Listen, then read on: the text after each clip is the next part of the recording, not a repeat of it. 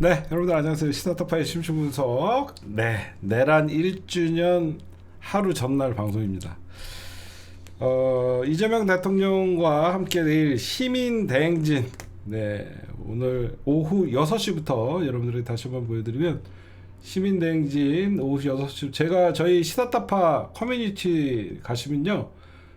이재명 대통령은 국회에서 여러 가지 행사를 하고 저녁 때 여러분들이 이제 퇴근하고 나오시면 내란 외환은 끝나지 않았다. 12.3 계엄 1년 국회로 모이자라고 해서 내일 오후 6시 국회 앞인데 우리 시사타파 구독자 여러분들, 회원 여러분들과 그 다음에 우리 개국본 회원 여러분들은요. 우리 국회 건너편 횡단보도 건너편에서 모이도록 하겠습니다. 네, 우리 이재명 대통령께서는 내일 오전에는 대국민 성명을 여러분들 발표를 하시고요. 오전에 이어서 외신 기자회견도 하시고요. 그 다음에 오부 여인들과 어떤 만찬을 가지시고 그 다음에 저녁 때 이렇게 시민들과 함께 하는 겁니다. 대통령이 여러분들 시민 행사에 참여하는 것은 굉장히 이례적인 일이에요. 대통령이 시민행사에 참여하는 건 굉장히 이례적인데 제가 오늘 취재해보니까 민주당에서 원래는 춥고 그래갖고 한 각 지역에 한 20명씩은 지역별로 오는 걸로 하다가 각 지역에서 한 40명씩 버스 한 대분은 전국에서 올라올 것 같아갖고 인원이 꽤 될 것 같으니까 여러분들도 옷 따뜻하게 입고 내일 오랜만에 광장에서 우리 개총수랑 여러분들이랑 작년 뜨거웠던 한 해 한번 우리 다시 보시기 바랍니다. 그 다음에 내란에 대해서 좀 오늘 뭐 미리 제가 좀 말씀드리면 벌써 1년이 지났다 실감이 나지 않죠. 저는 이번 내란을 어떻게 보면 친위 쿠데타 이거를 어떤 의미가 있냐면요. 그러니까 민주주의 국가에서 상상할 수 없는 쿠데타가 일어났어요. 그렇죠? 쿠데타라는 것은 개발도상국들이나 독재국가에서 빈번한 어떤 정치 후진국들의 형태를 보이는 건데 누가 봐도 선진국에 진입했던 민주주의 국가에서 쿠데타가 발생한 거예요. 그럼 왜 이런 현상이 벌어졌나? 우리가 이 민주주의 국가라고 하면서 국민들이 대통령을 직접 선거를 뽑았지만 그 잘못된 지도자와 그 주변에 이런 부패한 엘리트 권력들이 세상에 본색을 드러낸 겁니다. 그러니까 엘리트 권력의 민낯이었어요. 서울 법대 출신의 검찰총장, 그 검찰 라인들과 함께 대한민국의 일그러진 엘리트들의 민낯을 보여주면서 사실상 국가를 전복하려고 그랬던 정말 전무후무한 민주주의 국가에서 일어날 수 없는 무력 쿠데타였습니다. 물론 우리 국민들과 국회가 발빠르게 움직여서 6시간 만에 해제시켰지만 무력 쿠데타였습니다. 실제로 군이 동원됐고 실탄이 지급됐고 군은 완전 무장을 하고 왔었습니다. 저는 여러분들에게 왜 이런 말씀을 서두에 하냐면요. 우리가 지금 내란 극복 이런 얘기를 하죠, 여러분들. 내란 극복의 진짜 뜻은 뭘까요? 그냥 내란 이전의 사회로 돌아간다? 저는 그건 아니라고 생각합니다. 저도 시민운동을 해보고 어떤 우리 민주진보라는 가치를 가지고 여러분들과 함께 10여 년 동안 이루고 있지만 내란 극복은 윤석열 이전, 내란 이전으로 돌아가자는 게 아니에요. 그건 무슨 말이냐? 앞으로 이 대한민국의 이 엘리트 권력들의 민낯을 받기 때문에 사회 대개혁과 정말로 이 부패한 권력들에게 반드시 단죄하는 역사가 있어야 된다고 생각해요. 그렇죠? 이 부패한 권력들, 자칭 엘리트 권력들이 어떻게 민주주의를 파괴하는 모습을 봤기 때문에 그 한 예가 바로 검찰청 폐지, 검찰이라는 엘리트주의자들, 거기에 군이라는 언제든지 마음만 먹으면 국민에게 총을 들이대는 이 군인. 저는 내란 극복이라는 것은 내란 이전으로 우리가 그냥 돌아가는 게 아니라 우리가 그동안 민주주의라는 완벽한 제도라고 생각했던 이 민주주의의 어떤 위험한 민주주의를 파괴하는 세력들이 바로 엘리트주의자들이었거든요. 그래서 예전에 전용 박사님이 민주주의의 반대는 엘리트주의다. 그 말이 나는 작년 내란이 발생할 때 딱 와닿았어요. 와, 지금 내란 세력들이 대한민국의 소위 엘리트라고 했던 육사 출신들과 서울 법대 출신들이 와, 손을 잡으니까 선진국 민주주의가 정착되어 있다고 생각하는 대한민국에서 쿠데타가 일어나는구나. 그러니까 지금도 우리가 보면 뭐 민주주의 반대는 뭡니까? 독재주의, 전체주의, 그게 아니었던 거예요. 진짜로 민주주의가 완벽한 제도라고 생각했던 많은 사람들이 민주주의가 얼마나 그 민주주의 제도화가 허술한지 우리가 작년에 실감을 했던 겁니다, 여러분들. 그래서 우리는 내란 극복이라는 것은 반드시 내란 이전으로 돌아가는 게 아니라 단죄하는 역사, 그 엘리트주의의 청산을 저는 얘기한다라고 말씀드리고 싶고, 야, 오늘 이재명 대통령 여러분들 국무회의 대박이죠. 응? 이거 국무회의 영상 좀 올려야 되는데, 쿠데타, 국가범죄, 나치 전범처럼 처벌해야 된다. 나 이 얘기 듣고 여러분들 소름이 돋았어. 응? 왜 그러냐면 여러분들 이게 무슨 말이냐면, 쿠데타나 국가권력, 나치 전범 처리들 영원히 형사처벌한다. 이게 뭐냐면 여러분들 이 국가범죄에 대해서 우리나라는 공소시효가 있습니다. 이게 무슨 말이냐면 이재명 대통령 말뜻을 여러분들에게 해석을 해주는 거예요. 나치 전범처럼 영원히 형사처벌한다는 것은요, 우리나라는요 이런 범죄들에 대해서 공소시효가 있어요. 근데 이런 국가폭력 범죄의 공소시효를 배제하는 입법을 민주당에서 윤석열 때 했습니다. 했는데 윤석열이가 거부권을 행사하면서 국가폭력에 대한 공소시효를 없애는 이 법안이 거부가 됐어요. 그래갖고 최성목이 때도 민주당이 다시 재발의를 했는데 최성목이가 거부를 했어요.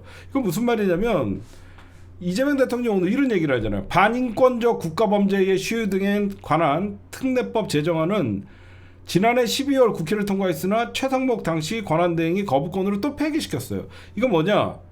내가 대통령이다. 반인권적 국가범죄 빨리 국회에서 서둘러서 통과시켜라. 공소시효를 없애라는 겁니다. 공소시효를 없애야만 지금이야 숨어있던 12.3 내란의 어떤 이런 쥐새끼 같은 새끼들이 먼 훗날 어떤 범죄가 발견돼도 그 사람을 처벌할 수 있게. 그래서 정성호 법무부 장관이 현재 국회 법사위에 계류 중인 것으로 알고 있다. 법안이 다시 제출돼 갖고 지금 현재 여러분들 공소시효 없애는 거 있죠. 국가폭력 범죄의 공소시효를 배제하는 법이 현재 법사위에 있거든요. 이거 빨리 통과시키라라고 한 겁니다. 왜? 대통령이 이재명이잖아. 대통령이 이재명이면 우리 이재명 대통령이 여러분들 거부권 쓸 일이 없잖아요. 그럼 어떻게 하죠? 지금이야 잠깐 특검을 피해갈 수 있겠지만 나중에 누군가가 그날 추경호 같으나 아니면 국힘당 이런 애들이 지금이야 국회의원 배지를 유지하면서 오늘의 특검의 수사를 피해갈 수 있겠지만 내년이 됐든 후년이 됐든 10년 후회가 됐든 그날 내란에 있어서 가담자가 밝혀지면 지금 나치 전범들 독일 헌법이 그렇잖아요. 공소시효가 없기 때문에 100년 전에 뭐 70년 전에 어떤 유대인을 학살했던 새끼들 끝까지 독일 경찰이 추적을 해갖고 법정에 세우고 그걸 얘기하는 거예요. 무슨 말씀인지 아시겠죠? 마치 이재명 대통령이 나치 전범같이 뭐 처리하든 뭐 이게 어마무시한 게 아니라 끝까지 단죄하겠다는 거예요. 끝까지 단죄하겠답니다. 국가 권력 범죄잖아. 국가 권력 범죄잖아. 국가가 폭력을 썼잖아요, 국민들에게. 오늘 또 의미심장한 말이 있었어요. 장상호 장관님 나 때문에 만나라고 고생하셨습니다. 막 이 얘기하는데 여러분들 제가 정성호 장관님 비판하지만 사퇴하라는 소리 하지 말라 그랬잖아. 계속. 그쵸? 정성호 법무부 장관 제가 비판도 했잖아요. 정성호가 틀렸다. 그 대신 사퇴하라는 소리는 절대 하지 말라 그랬잖아. 이게 무슨 말이냐면 이재명 대통령과 정성호 장관이 많은 교감을 하고 있다는 거예요. 많은 교감을 하고 있어서 이재명 대통령 지시를 잘 따라갖고 좀 유연하게 이렇게 해나가면 정성호 수박 그러면서 저 하바리 새끼들이 정성호 얼마나 깝니까? 그러면서 저 대신 맞느라 고생한다. 이거는 여러분들 국무회의에는 장관들이 들어가서 국무위원으로 참석하니까 그러지. 좀 있으면 여러분들 정청래 대표한테도 저 대신 두드러 맞느라고 수고하셨습니다. 그런 얘기를 하실 겁니다. 저 대신 두드러 맞느라고 정청래 대표님 수고가 많으시다고. 제가 오늘도 국회 가갖고 여기저기 취재를 해보면요, 이재명 대통령과 정청래 대표님은 거의 일주일이 멀다 하고 소통을 잘 하시고 계십니다. 여러분들 이재명 대통령이 얼마나 섬세하신 분인데요. 여러분들 잘 아실 거예요. 이재명 대통령님은 여러분들 댓글 하나도 다 읽어요. 아직도 되게 섬세한 분이시라서, 만약에 진짜로 저 하바리 새끼들이나 이 정청래 대표 사퇴를 요구하는 놈들의 말처럼 이재명 대통령과 정청래 대표가 진짜로 사이가 안 좋고 그러면요, 진작에 이번에 정청래 대표 체제 무너뜨리고 비대위를 전환했겠죠. 이현주나 황명선한테 이번에 사퇴해라 그거 하면 당연히 그분들이 이재명 대통령 말을 여러분들 어기지는 않을 거 아닙니까? 그래서 어떻게 보면 이현주나 황명선이가 최고위를 지킨다는 거는 이재명 대통령이 이 정청래 대표 체제를 힘을 실어준 거죠, 여러분들. 그렇게 여러분들이 좀 보시면 될 것 같습니다.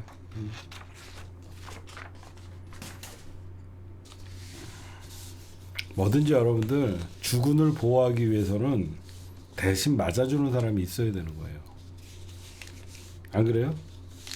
지금 민주당이 국힘당과 싸우고 정면에서 저러고 있는데 이재명 대통령이 앞에 전면에 나서갖고 싸워갖고 총알바지가 되면 누가 좋아야겠습니까? 응? 말이 안 되잖아요. 응? 무슨 말씀인지 아시겠죠? 응? 그 다음에 저는 오늘 또 감동받은 게 있어요. 이재명 대통령께서 종교재단의 정치 개입은 헌법 위반이다. 통일교 해산명령 일본 사례 검토해라. 이거 통일교를 겨냥한 거죠. 그렇죠? 통일교 해산명령 일본 사례 검토 지시 방치하면 헌정질서 파괴 종교전쟁이 일어난다. 왜 그러면 그동안 역대 민주진영이든 저 외놈들이든 왜 이 종교 해산이나 이거 종교 해산은 굉장히 큰 건이잖아요. 정치인들이 종교를 함부로 여러분들을 건드릴 수가 없거든요. 근데 대통령이 지금 종교로 이거 정말 여러분 이례적이죠.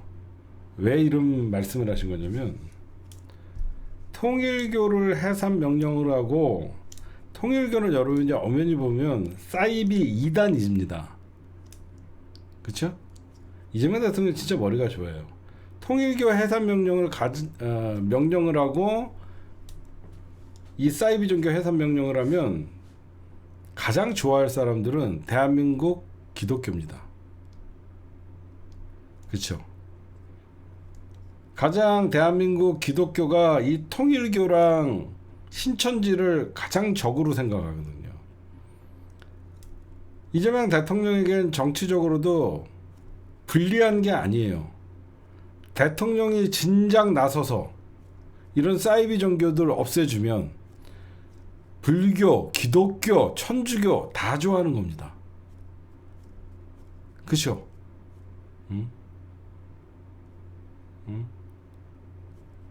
여러분 생각해보세요. 이게 진짜 전략적이에요. 왜 그러면 통일교를 해산 명령시키고 실질적으로 왜 통일교는 현재 특검에 정교분리의 원칙을 어기고 정치에 개입했던 특검의 수사로 통일교의 1인자인 한학자가 지금 구속되어 있는 상태거든요.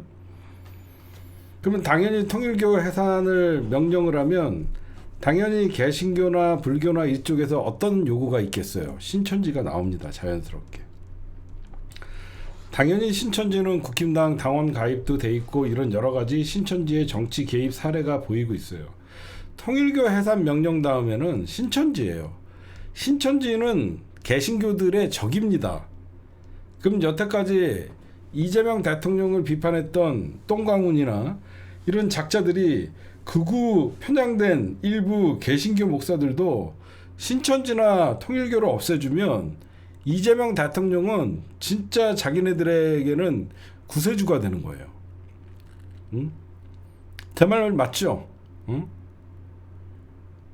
대한민국 대통령 중에서, 대한민국 정치인 중에서 누가 사이비 종교 해산하라고 명령한 사람이 있습니까? 아무도 없죠. 대박인 거예요. 이재명 대통령은 사람들은 종교랑 싸우면 안 된다, 표 떨어진다, 뭐 이런 소리 하는데 아니죠. 이 통일교 해산 명령을 해서 이 통일교 신자들이나 이쪽에는 적이 있을 수는 있겠지만 오히려 더 큰 이재명 대통령이 확실히, 왜 그러냐면 사람들의 인식에 성남시장 시절부터나 경기도지사 시절부터 이재명 대통령이 말을 한마디 하잖아요. 그러면 사람들이 되게 무서워해요. 왜? 이재명은 합니다. 말로 그치는 분이 아니에요. 이재명 대통령은 어떤 지시를 하잖아요. 꼭 점검을 합니다. 훌륭한 리더는요, 지적질하는 데 그치는 게 아니에요. 자기가 했던 지적은 반드시 개선됐나 안 됐나 그걸 반드시 검토를 합니다. 이재명 대통령은 통일교 해산 명령을 지시를 하면요, 반드시 그거 검토해요. 법무부에서 하는 겁니다, 여러분. 아마 지금 신천지, 그러니까 한마디로 이게 뭐냐면 통일교 해산 명령, 여기에 여러분들 뭐라 그랬죠? 종교가 정치에 개입하면 헌정질서 파괴라 그랬죠. 종교가 정치에 개입하면 헌정질서 파괴라고 했죠. 왜 이재명 대통령이 통일교를 종교라고 해줬을까? 이단이라고 안 하고. 응?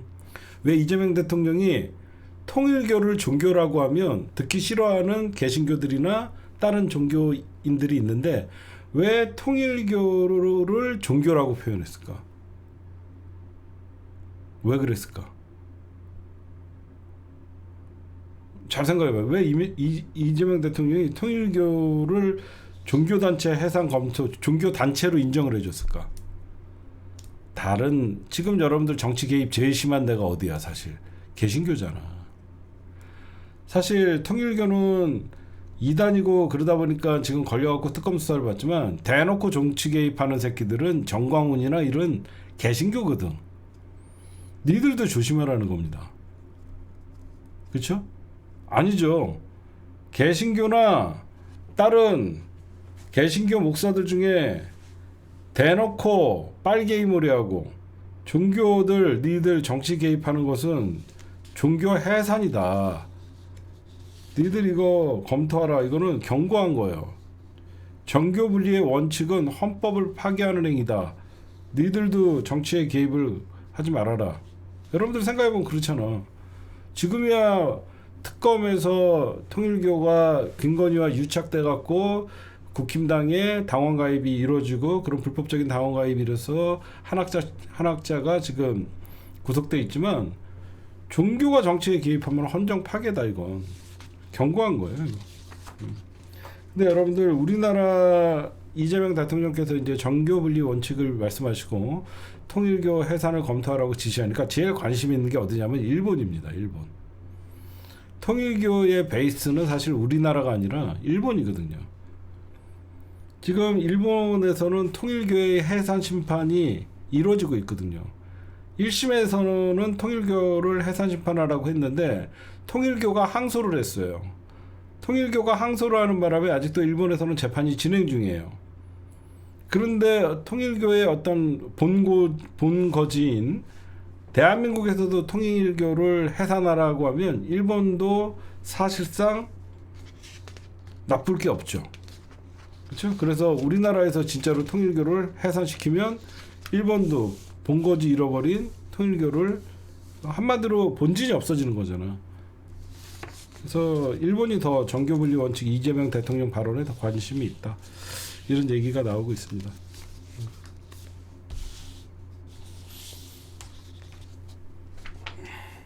네, 그 다음에 더불어민주당 얘기 좀 여러분들에게 해드리도록 하겠습니다. 더불어민주당이 내일이 12월 3일이죠. 내란 1주기죠. 앞으로 더불어민주당이 12월 3일을 민주화 운동 기념일로 제정하기로 했다라고 합니다.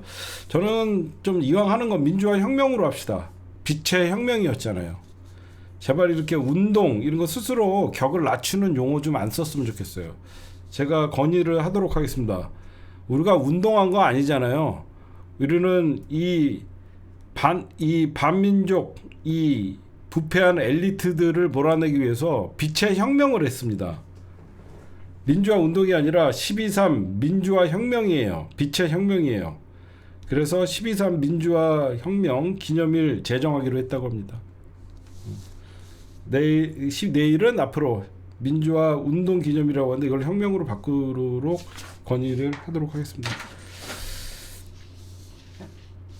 네, 더불어민주당의 여러분들, 진짜 정청래 대표는 그냥 직진입니다. 법원 행정처 폐지법 3일날 발의합니다. 한다 그랬잖아. 사법개혁 12월 안에 완수한다 그러더니 법원 행정처 폐지법을 3일날 발의합니다. 밖에서 위헌이고 나발이고, 이거는 왜 그러냐면 행정과 재판을 분리하는 겁니다. 예전에 우리가 검찰개혁을 가장 먼저 외칠 때 우리가 법무부를 탈검찰화 시켜야 된다라고 늘 얘기하지 않았습니까? 이게 똑같은 거예요. 법원 행정처가 행정처장부터 대법관이고, 행정처에서 여러분들 인사 기획 그 다음에 예산을 관리하고 있거든요. 모든 결국 법원 행정처장 대법관, 결국 조희대의 어떤 명령을 어길 수 없는 조희대 직속 라인이 법원 행정처 아닙니까? 인사, 예산 모든 걸 쥐고 있어서, 그래서 법원 행정처를 법관이 아닌 외부 인사로, 민간인으로 외부 인사로 채워야 되기 때문에 법원 행정과 결국은 재판을 분리시키는 거예요. 이게 가장 중요한 겁니다. 그러면 제왕적인 사법부 수장이라고 하는 조희대가 결국은 이런 법원 행정처 믿고 지금도 까불고 있잖아요. 인사권을 독점을 하고. 그래서 법원 행정처 폐지법을 3일날 발의를 합니다. 그 다음에 지금 여야가 대장동 항소 포기 사태라고 하는 일명 검찰의 셀프 항소 포기였죠. 검찰의 셀프 항소 포기? 그쵸. 검찰의 항소 포기를 할 수밖에 없었으니까.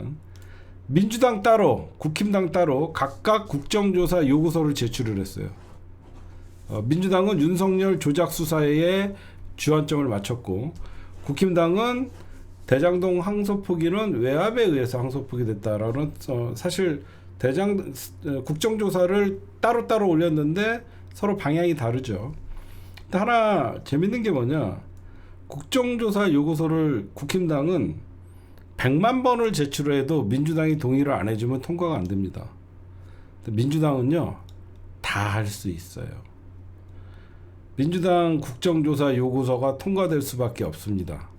이게 왜 그러냐 그러면 여러분들에게 이제 또 정치적 비하인드, 정치 이면에 왜 여야가 합의를 해서 국정조사를 합의를 해서 하면 될 텐데, 왜 민주당은 어제 국힘당이 나국상을 법사위 간사에서 제명시키겠다, 그리고 민주당이 요구하는 법사위에서 어떤 대장동 항소 포기 사건의 국정조사를 대장동 사건의 국정조사를 하겠다. 사실 어제 국힘당이 어마어마한 양보를 했잖아요. 그러면 이제 민주당이 이제 응답할 차례였잖아요. 근데 민주당이 이거 사실 응답할 필요가 없잖아요. 그러면 민주당이 여러분들 계속 국힘당에 압박을 할 거 아닙니까? 그래, 우리 법사위에서 하자니까, 니네가 하자는 대로 하자니까 계속 이렇게 여러분들 사실 땡깡을 부릴 수가 있잖아요. 그럼 민주당이 머리가 엄청 좋은 거예요. 그래, 그러면 니네들도 국정조사서 내. 그러면 우리는 요거만 볼 거야. 우리도 국정조사서 낼게. 그럼 어떻게 되죠? 국힘당이 국정조사를 따로 낸 것은 민주당이 안 받으면 끝이에요. 민주당이 낸 것을 국힘당이 안 받으면 민주당이 단독으로 통과를 시켜줄 수 있다는 것이죠. 무슨 말씀인지 아시겠어요? 이렇게 하면 국힘당이 더 이상 민주당 응답하라, 대장동 국정조사 하자는 요구를 못하죠. 왜? 민주당 안을 니들 받을래? 이렇게 되면 저쪽에서는 못하잖아. 똑같이 민주당은 국힘당안을 냈는데 국힘당은 민주당이 동의 없이는 못 통과시켜. 민주당은 야 나는 우리는 이걸로 하자니까 안 받으려면 말고 안 받을 거면 하지 마. 받을 거면 해. 그러니까 민주당이 수세로 몰릴 일이 없죠. 정치적으로 굉장히 이건 고단수들이 한 겁니다. 그 다음에 여러분들 예산안이요 5년 만에 시한을 넘기지 않고 넘겼습니다. 그래서 12월 2일이 여러분들 예산안 처리 기한이었는데 5년 만에 법정 시한을 준수했습니다. 그래서 정부 원안 대비 4조 3천억 원 감액됐지만 감액 범위 내에서 증액해 총 지출 규모가 정부안 728조 대비 늘어나지 않도록 하면서 정부안이 거의 728조가 통과가 됐습니다. 진짜 역대 최고의 예산이 지금 통과가 됐고 이거는 뭐냐면 정부안을 지켜냈다라는 게 무슨 의미냐면 이재명 대통령이 지금 쓰고 있는 예산은 윤석열 정부에서 만들어놨던 예산 아닙니까? 그럼 어떻게 보면 진짜 이재명표 경제정책이나 이재명표 국정운영은 내년부터 시작된다라고 봐도 과언이 아니죠. 진짜로 이재명 대통령이 하고 싶은 사업, 하고 싶은 어떤 개혁, 하고 싶은 어떤 그 사회 곳곳에 있는 뭐 개발, 뭐 지원 이런 게 내년에 다 들어간 거예요. 응? 그래서 진짜 내년에는 이재명은 합니다. 이런 것들이 눈에 띄게 여러분들 볼 수 있고 대표적으로 이재명 대통령이 예전부터 주장하셨던 지역 쿠폰 원안대로 처리됐다. 이게 여러분들 핵심입니다.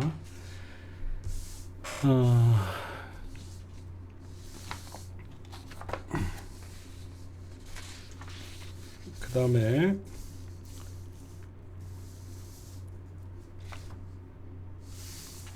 오늘 여러분들 지금 다들 관심이 있는 추경호 구속 기로에 있다.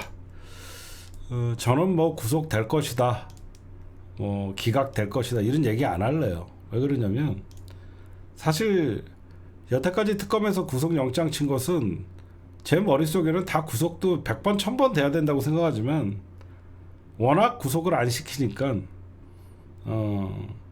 구속되면 다해, 안 되면 내란 특별재판부, 우리가 이제 명분이 쓰는 걸로 저는 위안을 삼고자 합니다. 구속되면 내란 정당 해산, 구속 안 되면 내란 특별재판부 도입, 이걸로 우리가 여러분들 얘기를 했으면 좋겠습니다. 제가 잘 못 맞추는 게 아니라요, 사법부가 이상한 겁니다. 안 그래요? 누구나 당연히 박성재를 여러분들 영장을 기각시키는 게 정상입니까? 제가 못 맞히는 게 아니라 사법부가 이상한 거죠. 그다음에 오늘 여러 가지 구속영장 실질심사가 한 4시간 정도 했었대요. 낮 3시부터 시작해갖고 저녁 7시까지 했는데 거의 막 난타전이었대요. 특검에서는 너가 표결 방해했다, 그건 내란 주요 임무 종사자다. 그리고 특검에서는 여러 가지 정황 증거나 그 당시에 보좌관과 나눈 메시지, 여러 가지 국회의원들의 메시지들을, 그리고 증언 이런 것들을 내밀으면서 계속 추경호는 구속돼야 된다, 뭐 이렇게 얘기를 했는데 뭐 내란 특별재판부 이런 것 때문에 민주당이 뭐 지금 뭐 발의를 하고 사법부가 압박을 느낄까? 저는 그렇게 생각하지 않아요. 어쨌든 뭐 이번 하여튼 민주당의 압박은 통했다. 좀 근데 민주당의 압박을 저것들이 느낄지는 모르겠지만 좀 봐야 될 거라고 생각합니다.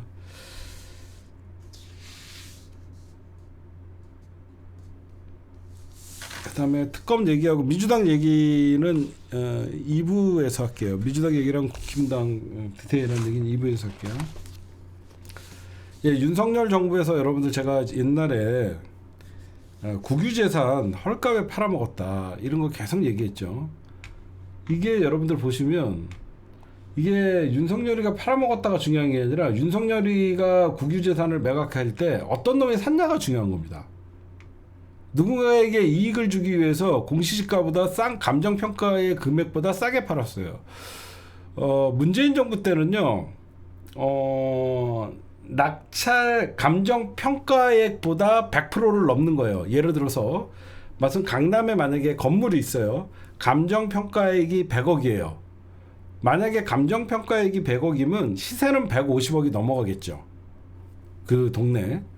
그래서 웬만하면 감정평가액보다 어떤 그 낙찰을 받는 때 더 높아요. 예를 들어서 강남에 어떤 건물이 100억의 감정평가가 나오면 낙찰률이 대부분 뭐 101억, 102억 감정평가보다는 높게 낙찰이 되거든요.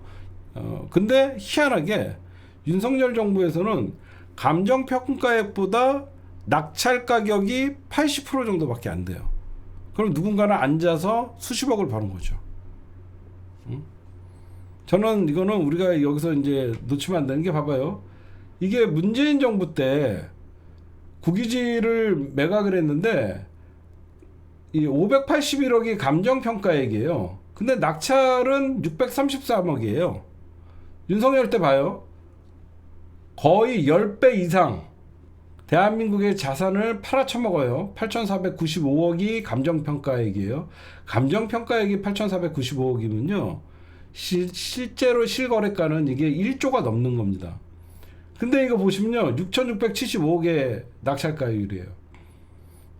누군가가 엄청나 앉아서 20% 이상을 쳐먹은 거죠. 저는 반드시 윤석열 정부 때 국유재산 매각한 거 환수해야 된다고 생각해요. 윤석열 정부 때 국유재산 매각한 거 전부 환수해야 된다고 생각해요. 여기 어떻게 그러면 잡으면 되냐면요. 한국자산관리공사 여러분들 캠코 들어보셨죠? 캠코가 다 헤쳐먹은 거예요. 이런 캠코에서 국유자산 매각할 때 정부랑 캠코 관계자들이 이런 헐값 매각을 막지 않고 누군가에게 준 거줍니다. 이거는 캠코를 털면 되는 거예요. 그러니까 매각 기준도 없이 누군가가 준 거죠. 그리고 우리가 잊고 있었던 게 있었는데 우리 디올백 여러분들 무혐의 처리했잖아요. 윤석열 정부에서. 근데 여러분들 알다시피 이 사건을 서울의 소리에서 항고를 했어요. 항고, 재항고를 거쳤어요. 이게 끝난 게 아닙니다. 사람들이 자꾸 디올백 무혐의로 끝난 줄 아는데 이 사건이 어딨냐면 대검에 있어요. 이 사건 끝나지 않았습니다. 이 사건 디올백 사건 그 당시에 이창수랑 서울중앙지검에서 전부 불기소 처분했죠. 이거 항고 재항고를 거쳐서 지금 현재 대검에 남아있는 사건이에요. 그래서 조만간 여러분들 재수사합니다. 이거 재수사 들어가야 합니다. 이게 왜 말이 안 되냐. 전 국민이 디올백 받는 걸 봤는데 무혐의. 코미디 아니에요? 전 국민이 동영상으로 디올백 받는 거를 봤는데 이걸 무혐의랍니다. 응?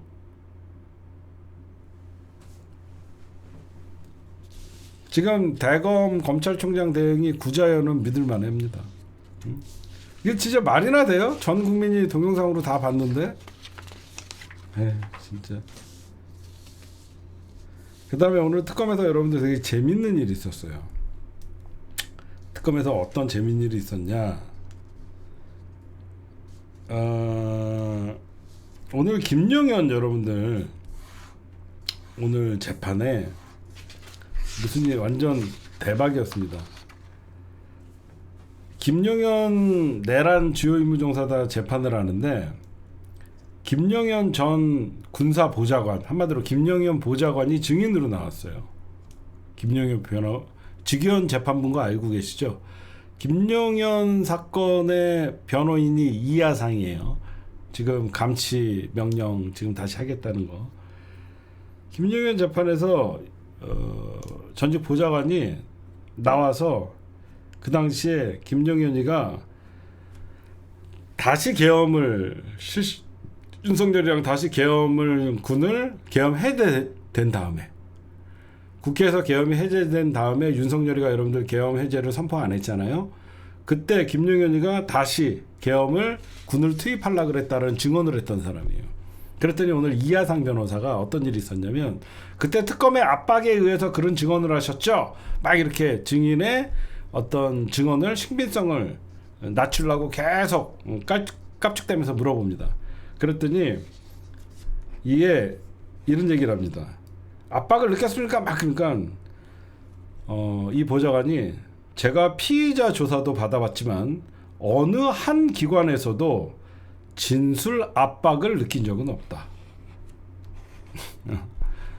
이하상은 계속 특검의 강요에 의해서 그런 증언을 했죠. 막 이렇게 하는데, 자기가 오늘은 참고인이지만 피의자 조사도 받아봤지만 자기는 어디에서도 진술에 압박을 느낀 적이 없다.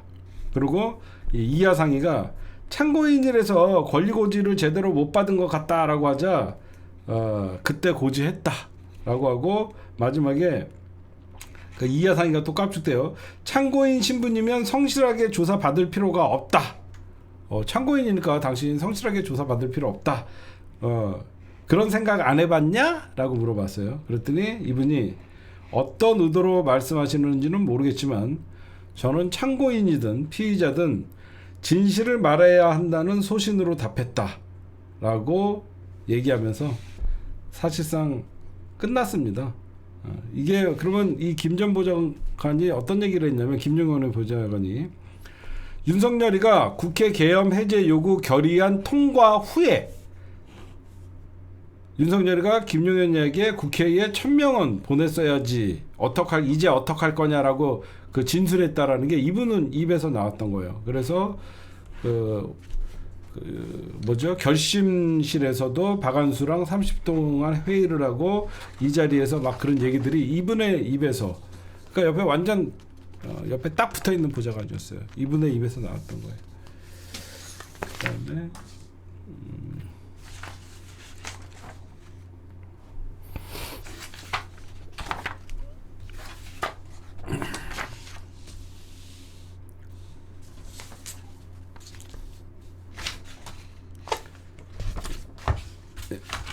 오늘의 주요 단신이었습니다. 네, 2부 시작하도록 하겠습니다. 지금 이런 내란 1주년을 맞고서도 지금 내란 정당 내용에 휩싸였죠. 지금 국힘당의 초재선 의원들은 사과문을 발표한다. 그리고 윤석열과 단절하겠다. 지금 장동혁이가 이제 벼랑 끝에 몰리는 상황이 왔어요.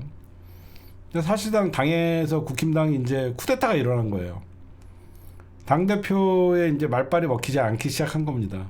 1주년을 맞이해서 당대표가 사과하지 않으면 초선 의원이나 재선 의원들이 사과하겠다.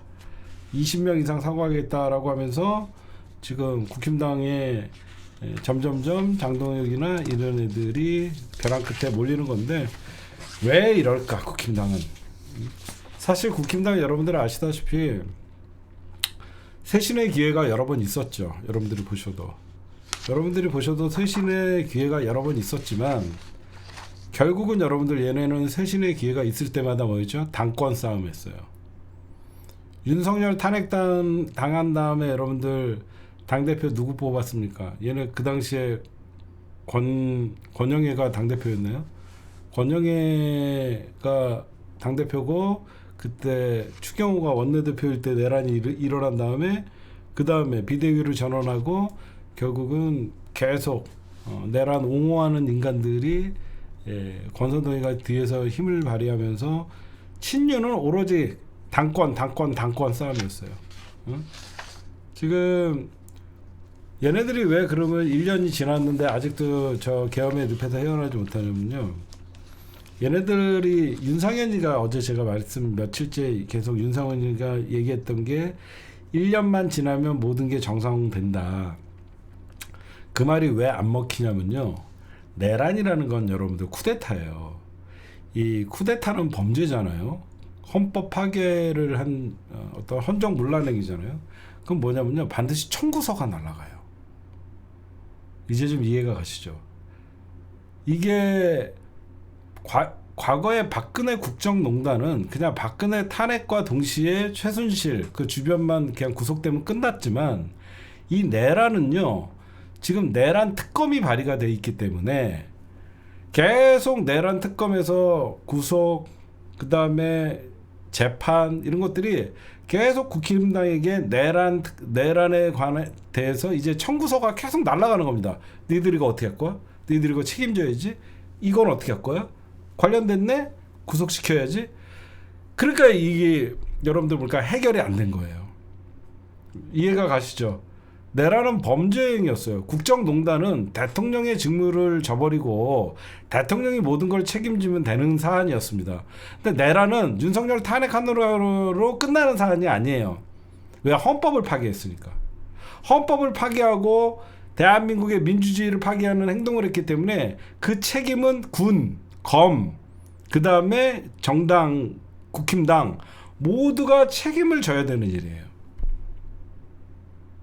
그래서 지금 얘네들이 계속 특검발 청구서들이 날아가니까 얘네들이 이러지도 못하고 저러지도 못하는 거예요. 과거같이 박근혜 탄핵 과정에서는 박근혜 탄핵시키고 바른미래당이라는 어떤 정당이 새로 생기면서 대국민 사과하고 무릎 꿇고 이러면 그냥 뭔가 변화나 이런 것들이 있어 보이지만, 결국은 의원들도 계속 본인들, 왜 국힘당이 장동혁 같은 애한테 계속 그들에게 끌려가냐, 얘네들이 연관이 돼 있단 말이야. 이제 이해가 가시죠?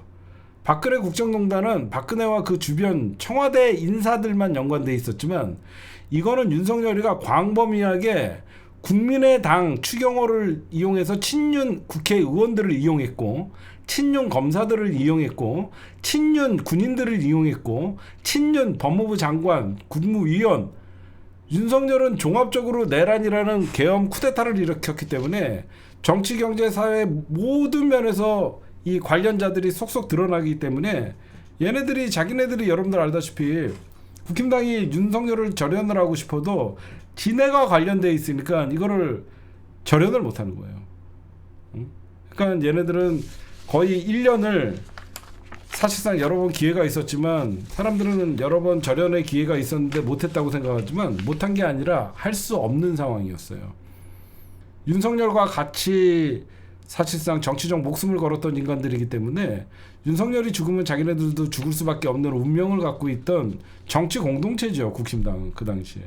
그러니까 얘네들이 절연을 하지 못하는 짓거리죠.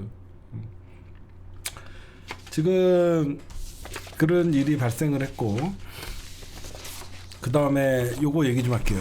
오늘 여러분들 더불어민주당 초선 모임, 문재인 정부 때는요, 민주주의 4.0이라는 수박들의 모임이 사실 어떤 민주당의 개혁을 방해하더니, 지금은 더민초, 더불어민주당 초선 모임이라는 더민초와 이 더민초의 배우는 결국은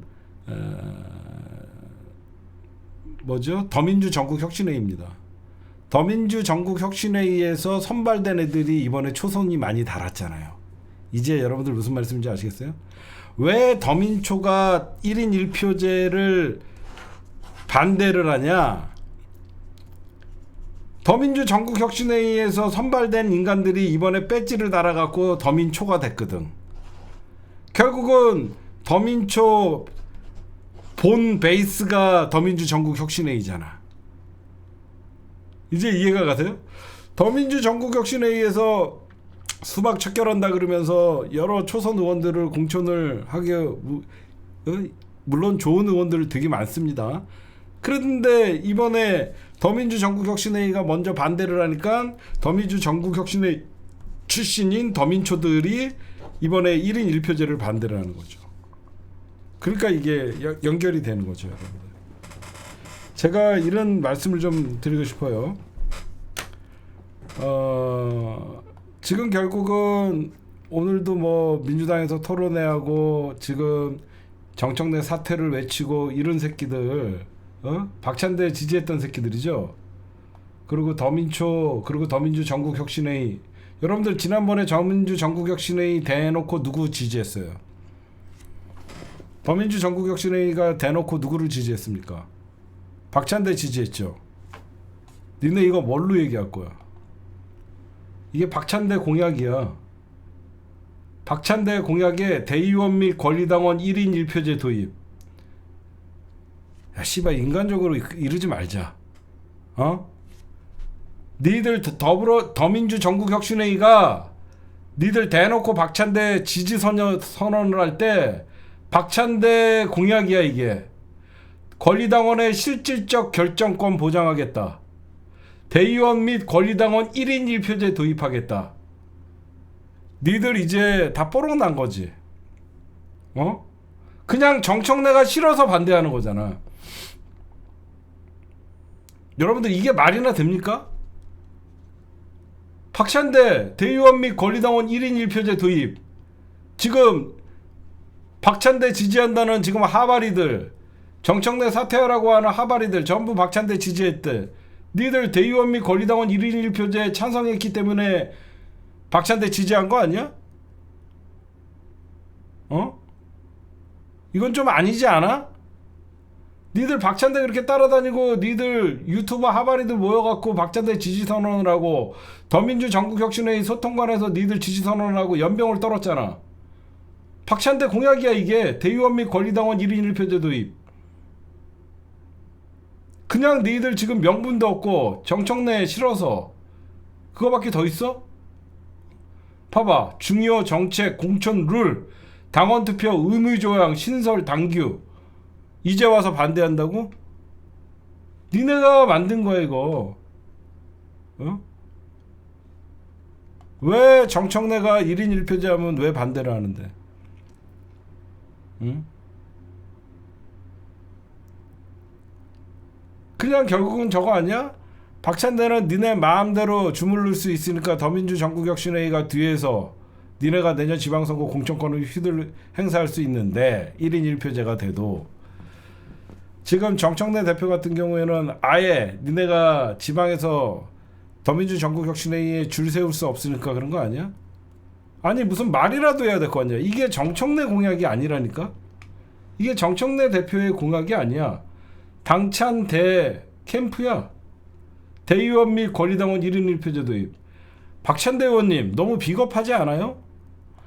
당신 지지했던 더민주 전국혁신회의랑 당신 지지했던 하바리들이 정청래가 1인 1표제 한다라고 하면서 지금 당대표 사퇴하라고 합니다. 이럴 때 한마디 해야 되는 거 아니에요? 박찬대 의원님? 너무 비열하지 않아요? 뒤에서? 응? 아니 적어도 그러면 안 되지. 응? 아니 난 이건 좀 아니라고 생각해. 그리고 니네 아까 보니까 이런 짓 한다며. 황명선 의원님 민주당 권리당원입니다. 내일까지 사퇴 결단해 주세요. 이현주 의원님과 상의해서 두 분 사퇴하시고 정청래 독재 반명 쿠데타로부터 민주당 좀 구합시다. 솔직히 누구신지 잘 몰랐지만 당원들의 친명계라고 알려져서 최고위원 뽑아드리는 겁니다. 당원들에게 그 보답을 하십시오. 니들 이지랄 떤다며? 어?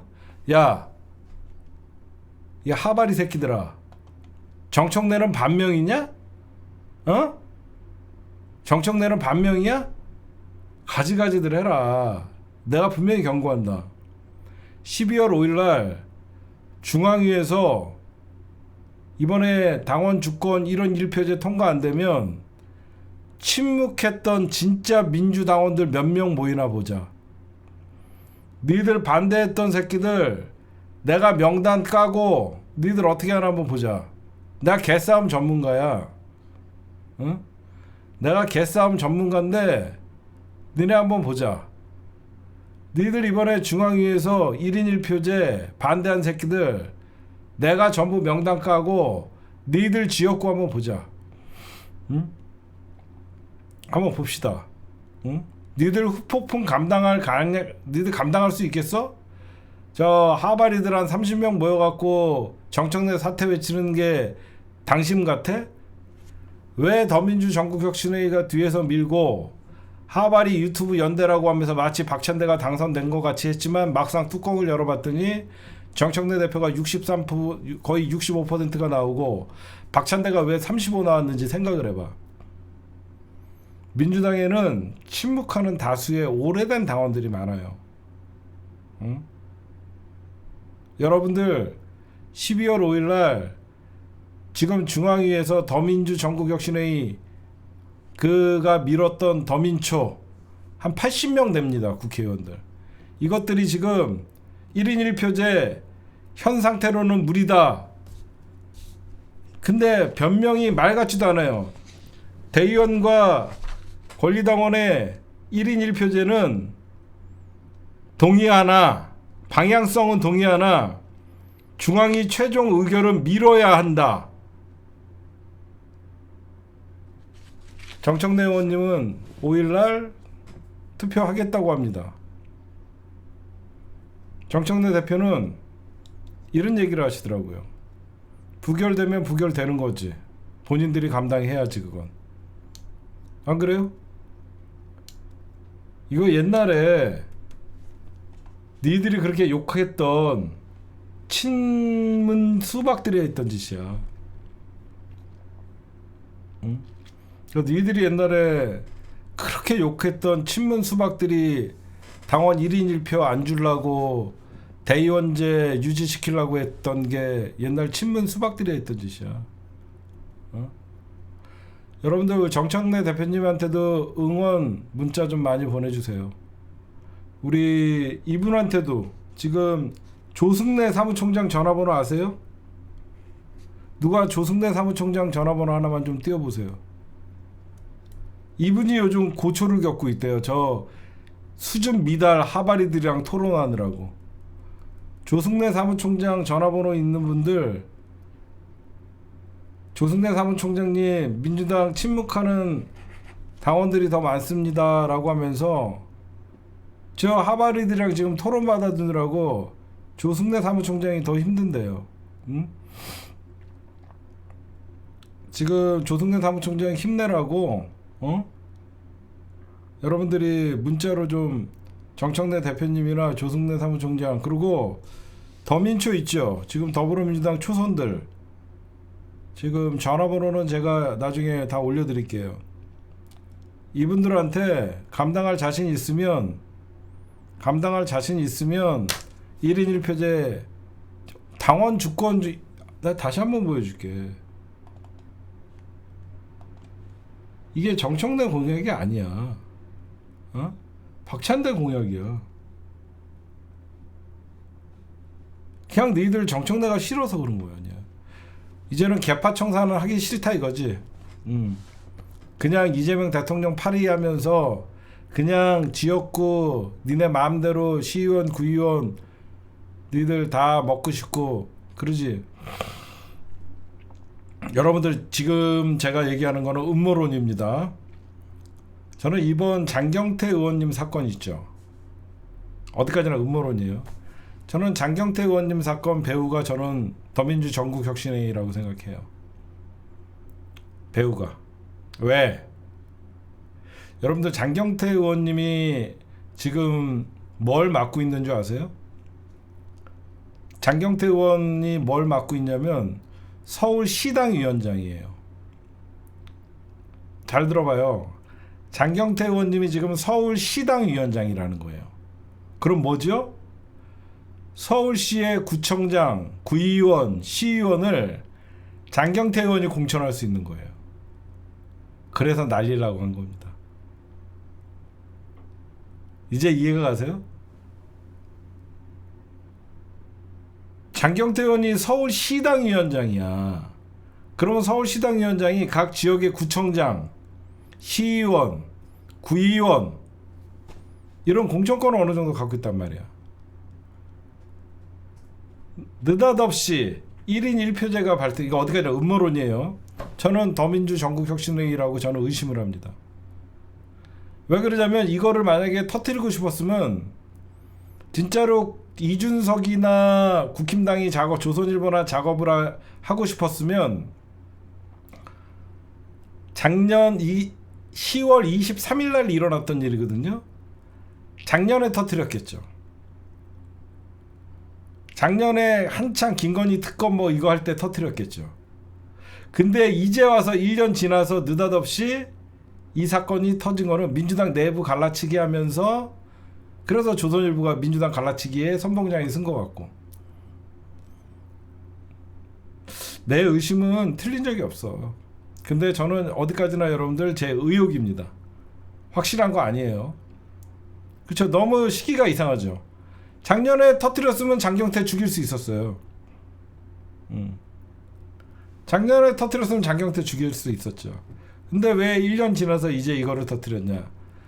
1인 1표제 정청래 사퇴하라고 공격하면서 정청래 의원의 가장 가까운 장경태 서울시당위원장이거든. 서울시 구청장, 구의원, 시의원의 공천권을 갖고 있는 장경태가 타켓이 되겠죠.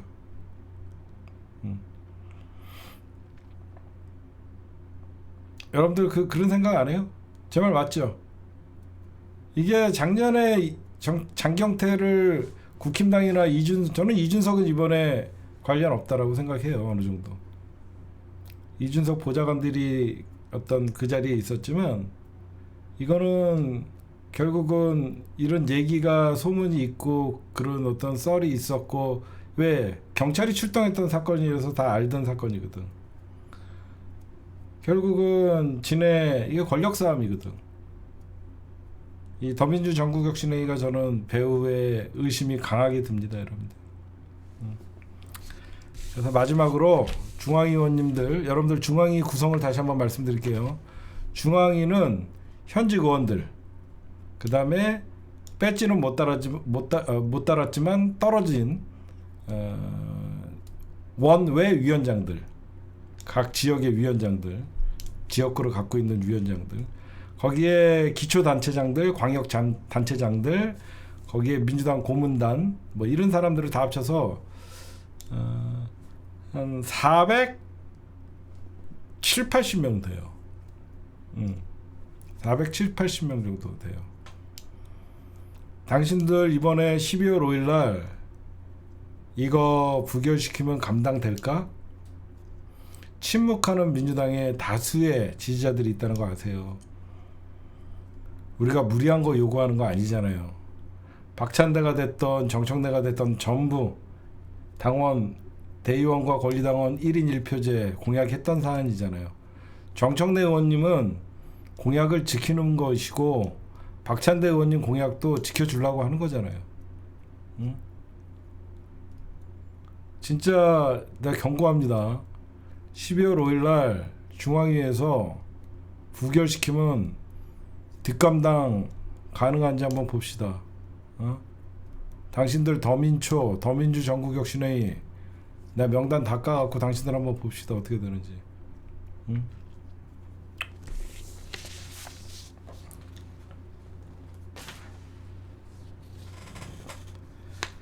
그 다음에 어제 오세훈이가 기소됐죠, 여러분들.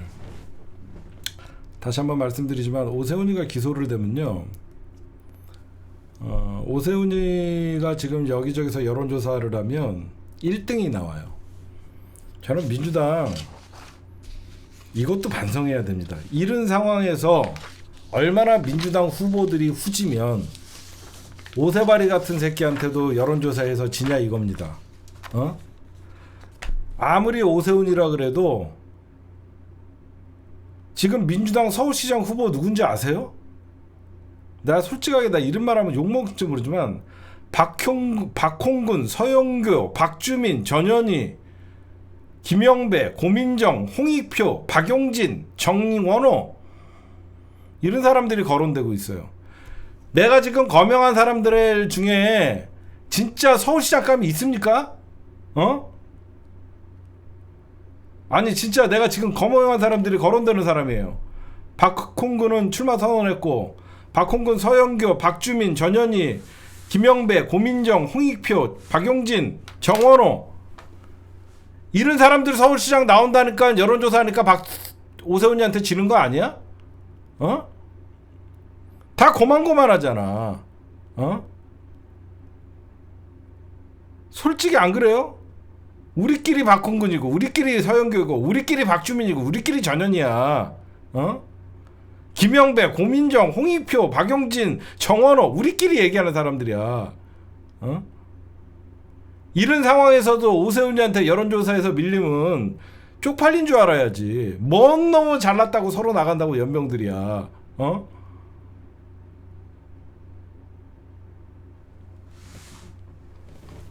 지금 여러분들 오세훈이는요. 제가 보면 오세훈이는 아마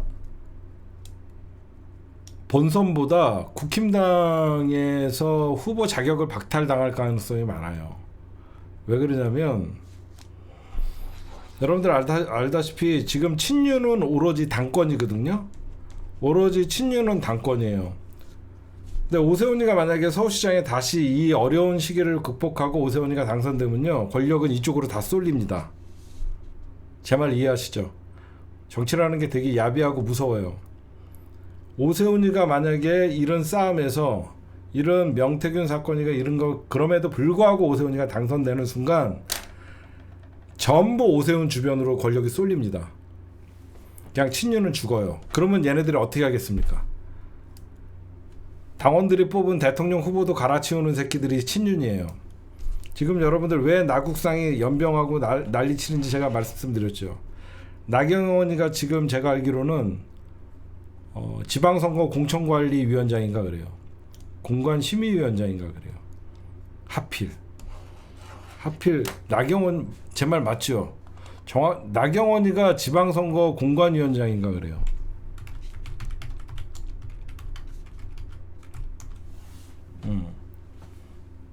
제가 알기로는. 그랬더니 나경원이가 여러분들 오세훈이를 살려놓을까요? 국민의힘 지방선거 총괄기획단 위원장의 나경원이에요. 지방선거 총괄기획단 위원장이 나경원입니다. 그러면 나경원 이게 뭐냐면요, 제가 알기로는 국힘당 당원 20조인가 있대요. 국힘당 당원 20조에 기소된 자는 경선에서 뭐 탈락시킬 수 있다 이런 게 있다라고 합니다.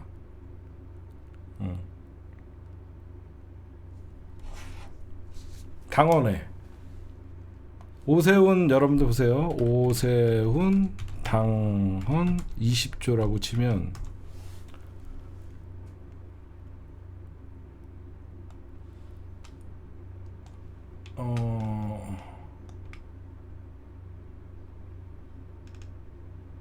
오세훈 20조라고 쳤더니 뭐가 뜨는 줄 알아? 오세훈 혈세 20조 날려.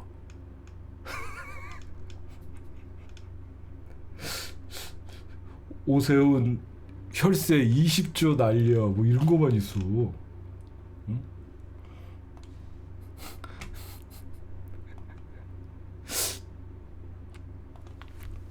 그래서 여러분들 하필 지방선거 기획위원장이 지금 이래갖고 아마 통과시키기가 쉽지 않을 거예요. 그리고 한동훈이는 그냥 여러분들 지방선거 전에 쫓아내려고 하는 거예요. 무슨 말씀인지 아시겠어요? 왜 느닷없이 지금 게시판 감사를 하려고 하는 거냐면요, 지방선거가 끝나면 아무래도 지네가 선거에 자신이 없으니까 반윤 세력들이 목소리가 더 커질 수밖에 없잖아요. 그러니까 선거 전에 어떻게 해서든지 한동훈이를 당원권 정지 뭐 몇 년 시키려고 하는 거죠. 만약에 한동훈이를 당원권 정지를 2년 정도 이상 시켜놓으면 다음 총선에 못 나오잖아요.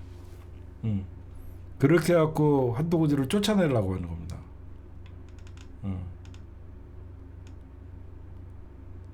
그래서 지금 현재 이렇게 돌아가는 거예요, 여러분들이 보시면. 그래서 나경원이가 하필 지방선거 기획단장이다 보니까 하여튼 현재 그렇게 판세가 좀 돌아가고 있고, 그 다음에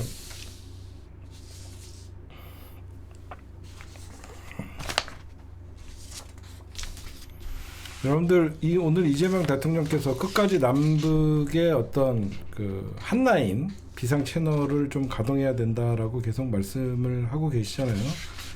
북한이 여러분들 그럼에도 불구하고 당연히 북한 입장에서도 윤석열 정부와 이재명 정부는 다르다는 걸 알고 있을 거 아닙니까? 근데 왜 이재명 정부가 아무리 이렇게 얘기를 해도 북한이 응답을 안 하냐면요, 여러분들 내가 이건 친북이고 내가 종북이 아니라 북한 입장 한번 생각해 보세요. 윤석열이는 지 계엄령 선포하려고 북한을 도발을 했습니다. 유엔 정전협정을 어기고. 이게 여러분들 자세히 보시면 2023년 10월부터 윤석열이가 여러분들 2023년 10월부터 내란 1년 2개월 전부터 국군 심리전단에서 대북 살포가 시작돼요. 잘 생각해보면 2023년 10월부터 대북 전단 살포를 계속 합니다. 그랬더니 북한이 갑자기 가만히 있다가 이제 너무 계속 이런 게 날라오니까 북한이 오물풍선으로 대응해요. 여러분들 기억나시죠? 여기까지 오물풍선으로 대응하는 거 기억나시죠? 그러니까 북한이 오물풍선을 우리에게 뿌렸다라고 대대적으로 보도를 합니다. 그러니까 그 다음에 우리나라가 더 자극을 하려고 어떻게 하죠? 대북 확성기 방송을 재개를 합니다. 문재인 정부 때 9.19 군사 합의 이후에 대북 확성기 방송을 안 했는데 우리나라가 도발에 성공한 거예요. 대북 어떤 전단을 살포하니까 저쪽에서 참다 오물을 날리니까 그 다음 단계에 넘어가자 대북 확성기 방송을 합니다. 그 다음에 단계적으로 뭘 하죠? 9.19 군사 합의를 폐기합니다. 그 다음에 6월 달에는 지난해 6월 달에는 어떤 짓을 했죠? 7년 만에 북한 NLL에서 해상 사격을 해요. 우리나라가. NLL에서 7년 만에 사격을 해요. 그 다음에 여러분들 알다시피 결정적으로 북한에다가 11월에만 3-4차례 드론을 보내요. 그리고 2km 밖에서도 들리는 소음이 센 드론을 평양과 여기저기에 막 보냅니다. 이거 뭐야? 전쟁하라는 거였어요. 지금 북한 입장에서는 진짜 노골적으로 북한을 자극을 해서 결국 뭐예요? 전쟁 일으키려고 했던 거예요. 계속 얘기하지만. 수많은 국민들이 죽든 말든 계엄을 정당화하게 시키. 여러분들 진짜 어떻게 보면 김정은이가 진짜 잘 참았어요. 만약에 우리나라 전방에다가 대포나 사격이나 좀 한 번이라도 했다 그러면 그냥 계엄령이 명분이 있는 거죠. 그렇잖아요?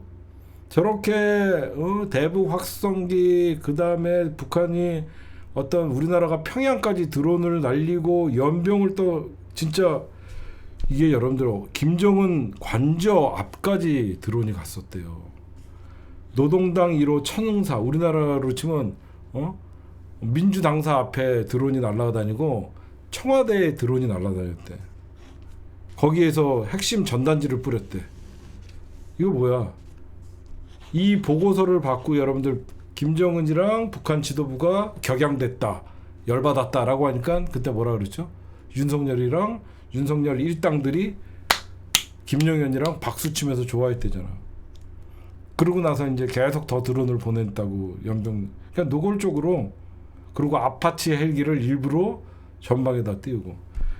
여러분들 윤석열은요 어떤 새끼냐면요, 합참의장, 한미연합사령관, 유엔사령관 등 지위를 철저히 무시했습니다.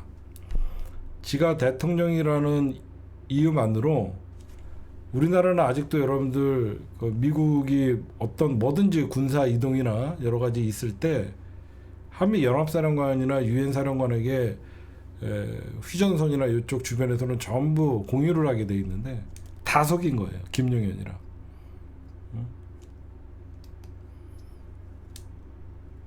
여러분들 우리가 지금 앞으로 밝힐 거 되게 많아요. 왜 방첩부대가 몽골까지 가서 북한 대사관에 접촉하려 했는지 이거 잡아야 됩니다. 왜 우리나라 방첩사령관이랑 방첩부대가 몽골의 북한 대사관까지 접촉하려 해서 이거 도발해달라고 하는 겁니다. 간첩 좀 보내달라고 하려고 그랬던 거예요. 응? 제 말 틀려요? 몽골의 북한 대사관에 가서 간첩 몇 명만 좀 보내달라고 하려고 그랬던 거예요. 그러면 여러분들 지금 윤석열 어떻게 됐어요? 진짜 북한이 미사일이라도 한 방 동해상이나 어디에다가 연평도나 이런데 미사일 포격이라도 한 번이라도 했으면 어떻게 됩니까? 그냥 바로 계엄령이고 윤석열은 탄핵당하지 않습니다.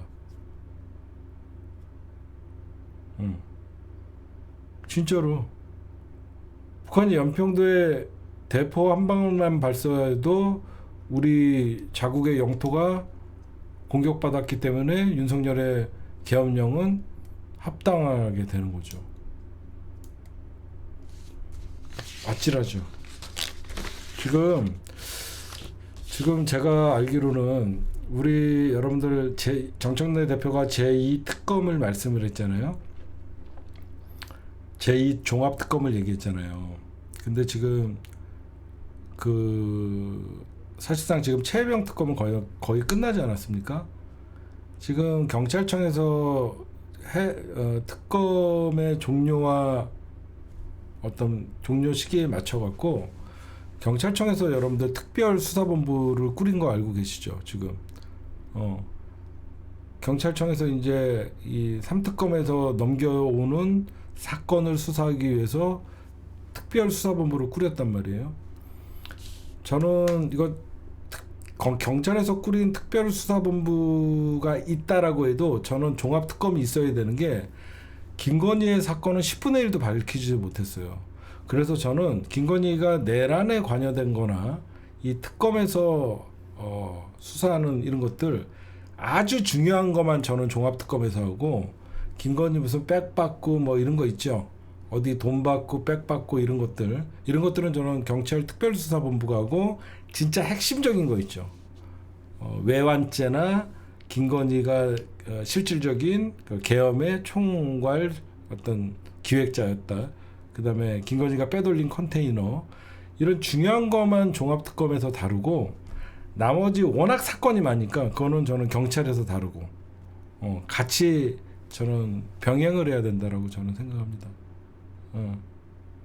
경찰이 수사를 잘해도 검사가 영장 청구를 안 할 때 지금은 많이 여러분들 다시 한번 말씀드리지만 제2 종합특검이 발생을 하게 되면요 여러분들 아시겠지만 내란 특별재판부가 되게 돼 있겠죠. 그래서 아마 경찰이 수사한 내용을 제2 종합특검에다가 얘기를 하면 종합특검에서 영장 청구를 할 수 있지 않을까?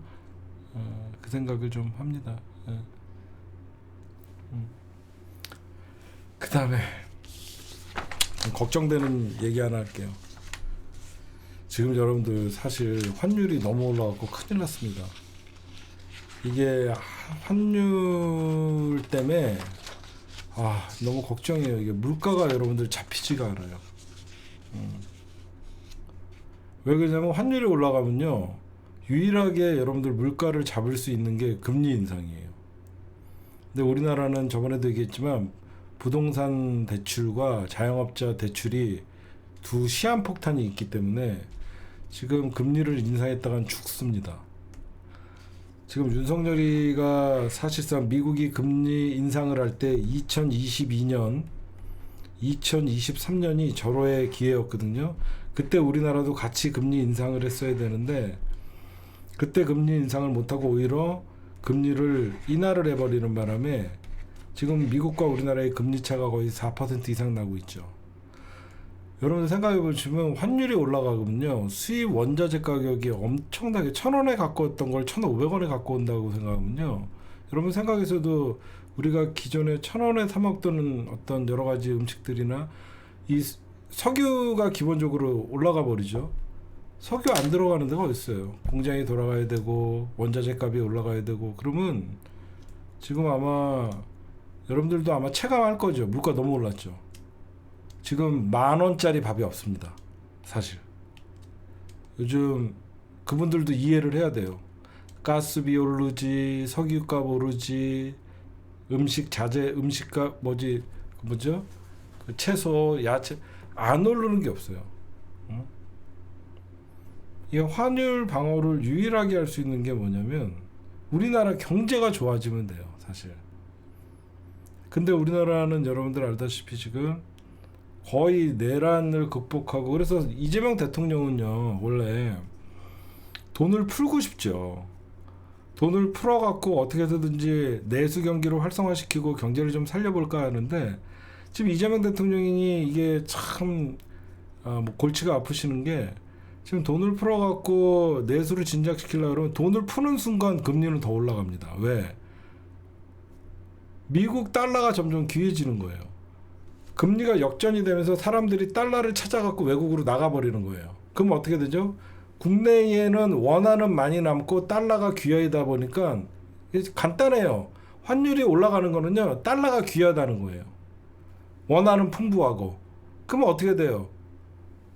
원화의 가격을 올리면 달러가 점점점 기존같이 원화가 막 시중에 많이 지금 풀려 있는데, 금리를 인상하면 당연히 이자나 이런 것들에 대해서 이제 원화가 많이 수거가 되면, 그럼 당연히 우리나라에 그 풀렸던 돈이 많이 수거가 되면 우리나라가 이제 일단 우리나라 원화에 대한 가치가 올라가게 되겠죠.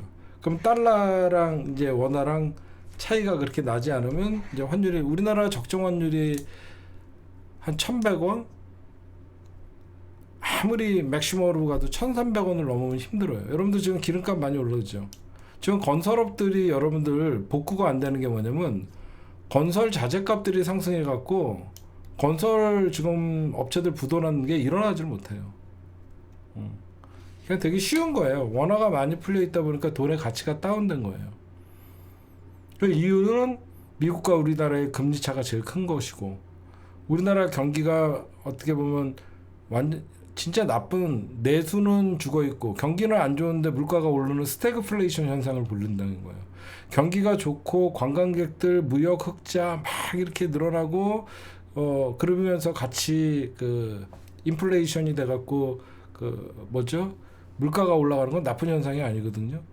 근데 경기는 죽어 있는데 물가가 올라가는 거, 이게 굉장히 위험한 현상이에요. 그래서 이거를 어떻게, 지금 외식 물가, 밥상 물가, 어떤 여러 개 유류가 올라가다 보니까 다 여기저기서 올라가는데, 이재명 대통령이 그래서 경기 부양을 위해서, 그러니까 경기 부양을 하려고 그러면 어떻게 하자면 돈을 풀어야 되잖아요, 여러분들. 경기가 안 좋다 다 얘기하잖아. 그럼 경기 부양책을 써야 돼. 경기 부양책이 뭐죠? 한국은행에서 금리를 낮추는 거예요. 한국은행에서 기준금리를 낮추면 시중은행의 금리도 낮아져요. 그러면 아무래도 돈이 더 많이 풀리는 거거든요. 근데 지금 돈이 더 많이 풀려버리면 안 된다는 거예요. 그러면 더 물가가 올라가고, 더 환율이 올라가요.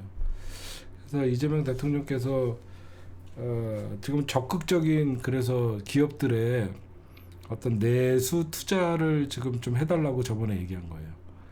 자꾸 달러들이 엄청나게 갖고 있지만 그게 외국에 투자가 되니까 실질적으로 국내 투자도 신경 써달라고 하는 게 그런 겁니다. 달러가 강세인 이유는, 미국은 제가 아까도 얘기했듯이 2022년부터 금리를 올렸다는 것은 전 세계 코로나 때문에 풀려있던 달러를 회수하기 시작한 거거든요.